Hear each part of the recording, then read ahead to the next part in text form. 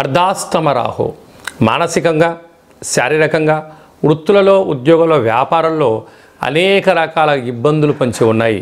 మౌనంగా ఉండండి, ప్రతిదాన్ని అర్థం చేసుకోండి, ఏకాంతంగా ఉండండి, నేచర్కు దగ్గర అవ్వండి, మొక్కలకు నీళ్లు పోయండి, వెలుతురు పక్షులకు, కాకులకు ఆహారం పెట్టే ప్రయత్నం చేయండి.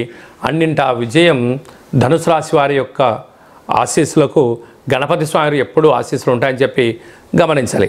6వ స్థానంలో గురు సంచార స్థితి శత్రుస్థానంలో ఉండడం వలన రుణ సమస్య, రోగ సమస్య, శత్రు సమస్య, చోర భయం ఉండేటువంటి పరిస్థితి ఉంటుంది. మౌనంగా ఉండండి, ధ్యానంగా చేసే ప్రయత్నం చేయండి.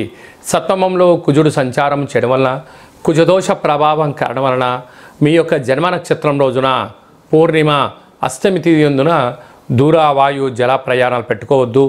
అలాగనే ఎవరితో దయచేసి వాగ్వివాదాలు పెట్టుకోవద్దు. ఎవరైనా ఏదైనా అన్నా కూడా మౌనంగా దాన్ని స్వీకరించండి. కొంతకాలం